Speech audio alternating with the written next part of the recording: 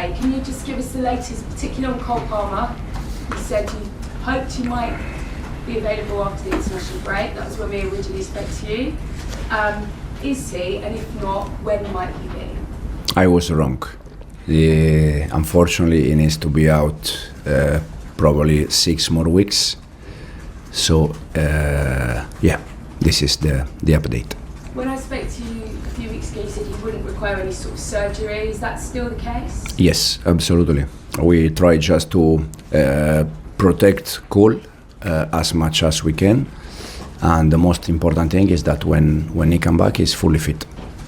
And are you confident that that extra period of rest, that you've got to the bottom of what the problem is? Because obviously you don't want to be here in 6 weeks' time saying that you're wrong again.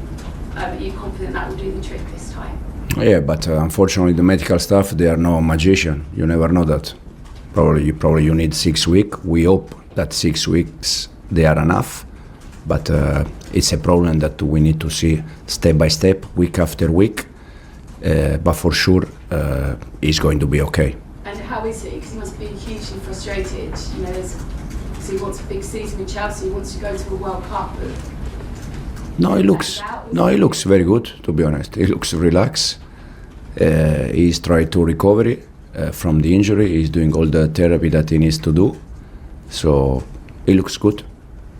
And who else is out? Who else is in? There's a few missed, obviously, internationals. There's a few you hope to have back this week. Yeah, we have Levi, Liam, that they are still out. Unfortunately, Benoit will be out until December, injury again, and a muscle problem.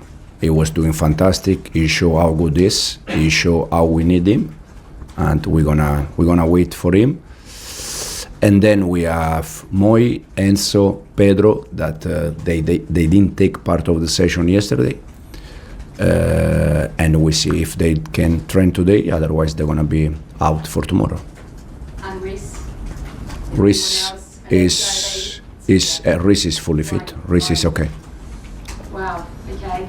Let's take you back. It may feel a little bit of a long time ago, but that moment a few weeks ago when you went herring off down the touchline and celebrated, and we didn't obviously get to speak to you afterwards because you got yourself sent off.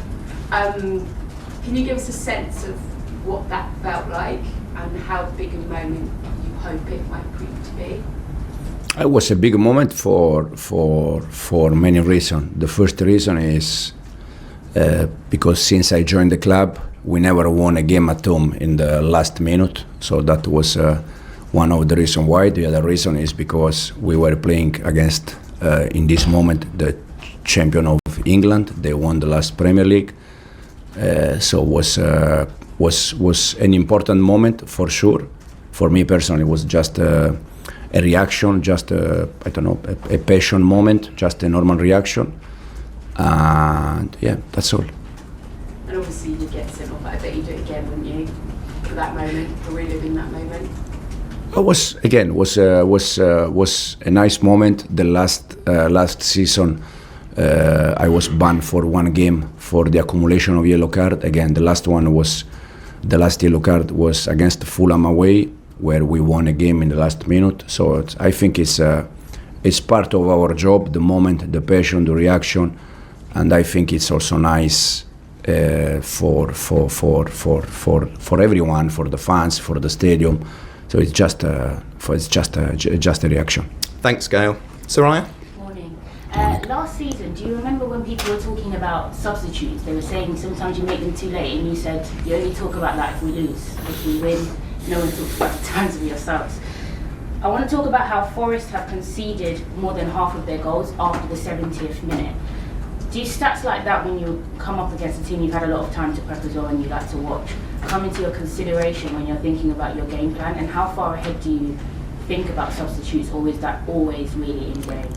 Yeah, no, when we analyze a team, we try to consider everything, but also you have to go match by match and understand why they concede a goal, in which moment. You know, it's always different. For sure, we with international break, we watch all the games with Angie in charge.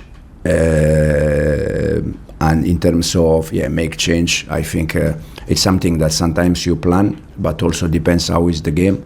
You can do more changes or less.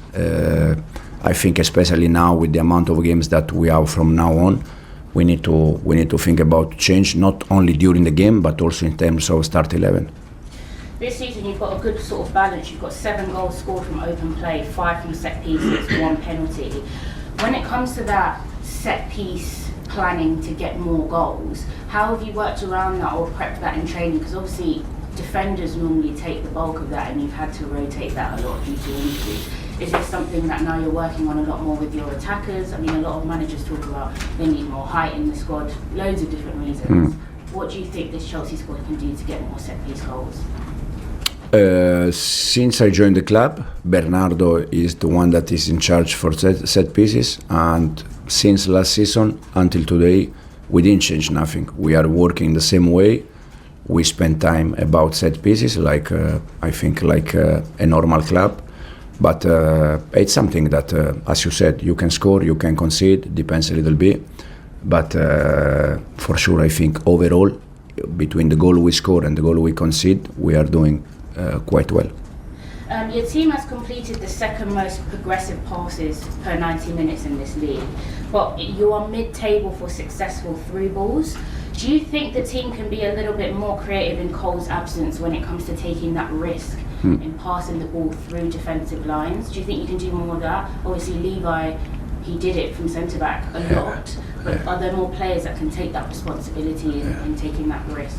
No, for sure. We lost 2 players in this moment that for us last season they have been main players in terms of build-up. And when we talk about build-up, we talk also about breaking lines. Levi for us was the main one from behind. Cole was the main one in the middle of the pitch. But I think we are trying to find different solution with the players that we are in this moment we have available. Thanks, Soraya. Nizar? Hi Enzo. Who do you think can step up in Cole Palmer's absence? Who can replace him? How do you replace those goals and sort of assists that he provides?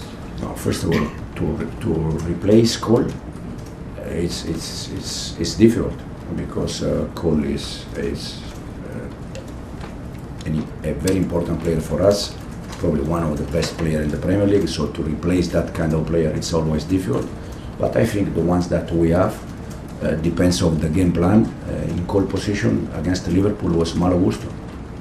So it depends. The previous game against Benfica, I think it was Facundo. So it depends a little bit the game plan we have. For sure, we need to find a different solution. We need to find a different skills because we don't have another player like Cole. Because Cole is unique. Could I ask you a little bit about sort of the international break? Was it kind of a positive period apart from the Cole situation, you know, getting players rested and things like that? Because against Liverpool it felt like you kind of put everyone on the pitch and it was like a very tired squad. Was it a good period, the 2 weeks, or is it negative because you lost some players? No, it's a good one because Tosin is back, because Fofana is back, Andrei Santos is back, but at the same time we have unfortunately Enzo out, Moi out, Pedro out, so it's a little bit balanced. But again, we're gonna try our best to find the right solution for the next games.